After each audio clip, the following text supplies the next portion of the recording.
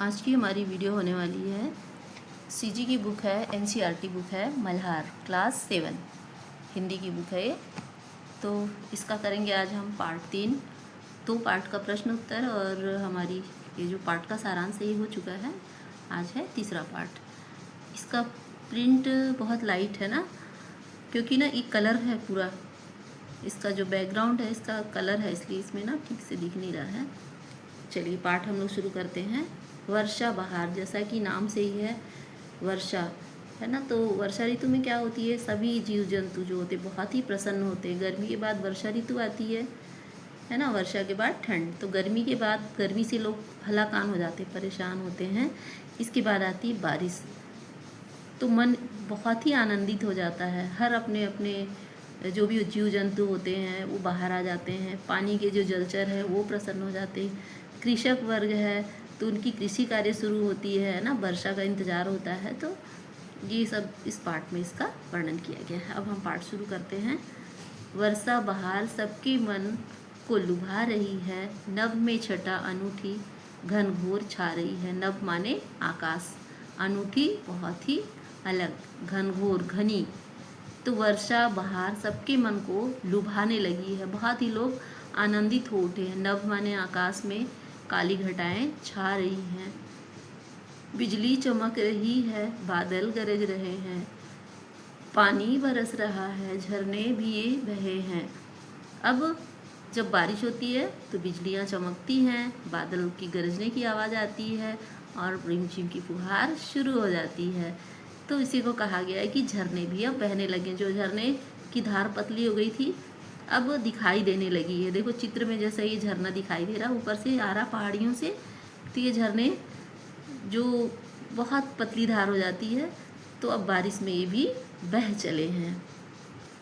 आगे है, चलती हवा है ठंडी, हिलती है डालियाँ सब, बागों में गीत सुंदर गाती हैं मालिनें अब। मालिन कौन होती है, जो बाग बगीचों की देखभाल करती हैं। हवा ठंडी चलने लगी है, गर्म हवाएं अब समाप्त हो गई हैं, डालियाँ हिलने लगी हैं और बागों में ऐसा मानो लग रहा है कि ये पेड़ पौधे गीत गा रहे हैं। और यहाँ लिखा है कि गाते हैं मालिनें अब। जो देखभाल करने वाली होती बाग बगीचों की वो भी गा उठी हैं ये प्रकृति का सुंदर दृश्य देखकर। तालों में जीव जलचर अति हैं प्रसन्न होते, फिरते लाखों पपीहे है ग्रीष्म ताप खोते। पपीहा जो वर्षा की एक बूंद पानी के लिए जो तरस जाता है ना, तो तालाबों में जीव जो जल में रहने वाले जलचर कहा जाता है ना, जो भी जीव जंतु रहते हैं पानी में इन्हें जलचर कहा गया है।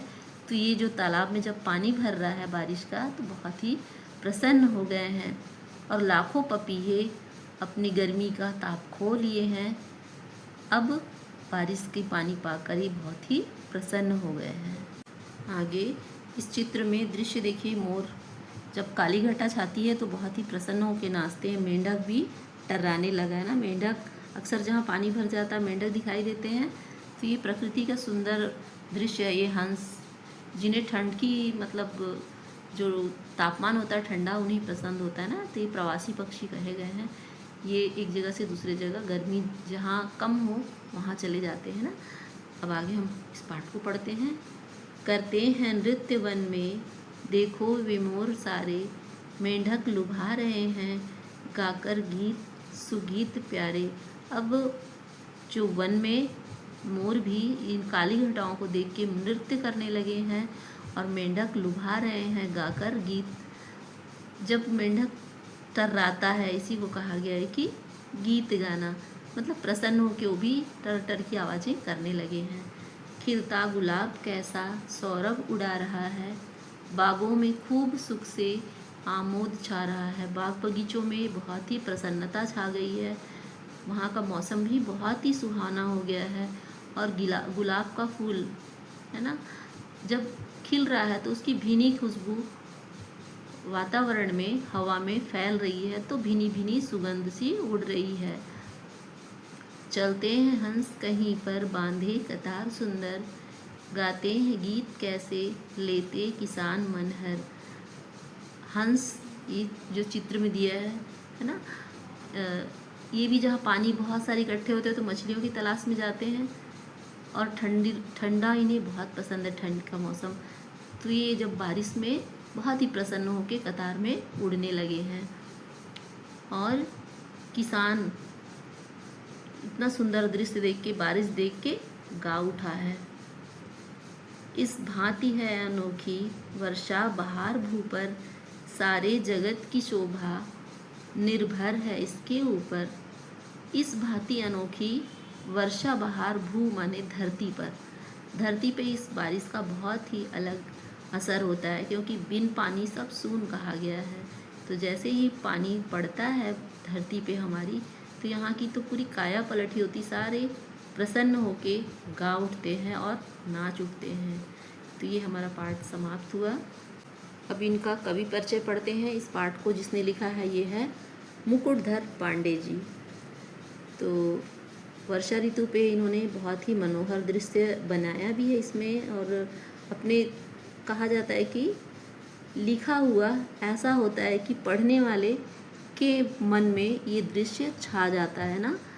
तो इनकी कविताएं मानो बोलती हुई सी प्रतीत होती हैं। तो इन्होंने बहुत ही अच्छी कविता लिखी है। इनका जन्म 1895 में हुआ था और मृत्यु 1989 में हुई है।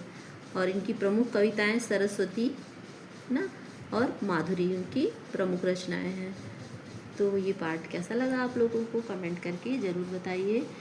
नेक्स्ट वीडियो में इसका प्रश्न उत्तर होगा।